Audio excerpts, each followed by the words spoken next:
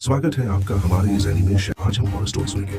ये बात 2014 की एक क्रिसमस की रात की है, जब मैं और मेरा परिवार रेस्टोरेंट से डिनर करके वापस आ रहे थे। हम सब बुरी तरह थक चुके थे और बस जल्दी से घर पहुंचकर सोना चाहते थे, पर मेरी छोटी बहन अभी भी बहुत एक्साइटेड थी और वो बार बार टॉय खरीदने की जिद कर रही थी। पापा ने एक गैस स्टेशन के पास गाड़ी रोकी और मेरी बहन को लेकर टॉय दिलवाने ले गए।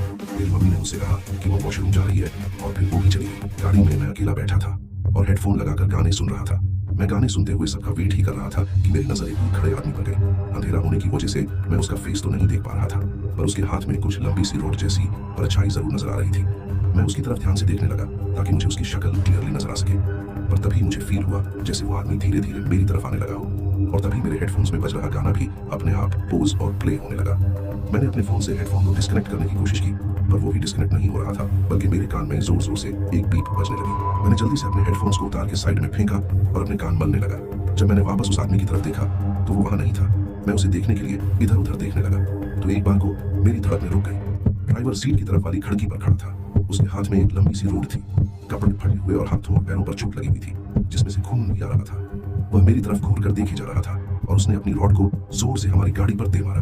मैं डर के मारे वहीं जम सा गया था। तभी वो रॉड हमारी गाड़ी का शीशा तोड़ते हुए मेरे अंदर उसने मारी थी कि मुझे मेरी बहन की आवाज आई। मैंने दूसरी तरफ देखा तो मेरा परिवार वापस गाड़ी की तरफ आ रहा था। जब मैं वापस पलटा तो वहां वो आदमी नहीं था और गाड़ी भी पहले की तरह नॉर्मल हो गई थी। मैं पूरी तरह हैरान था और बहुत ज्यादा डर भी गया था, पर मैंने किसी से कुछ नहीं बोला। हमें घर पहुंचते पहुंचते 12 बज गए थे और मैं घर पहुंचते ही अपने कमरे में चला गया, पर अभी तक मैं उस आदमी के बारे में ही सोच रहा था। मैंने अपना ध्यान भटकाने के लिए वापस अपने हेडफोन्स लगा लिए और आराम से गाने सुनने लगा।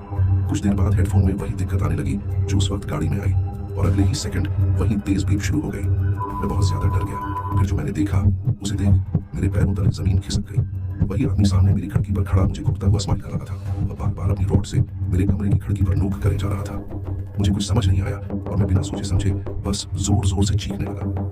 मेरे मम्मी पापा भागते हुए मेरे रूम में आए और मैंने उन्हें सब बताया। मेरे पापा ने पुलिस को बुला लिया, मगर पुलिस वालों को हमारे घर के आसपास कोई आदमी नहीं दिखा। इस दिन के बाद से मुझे वो आदमी फिर कभी नहीं देखा।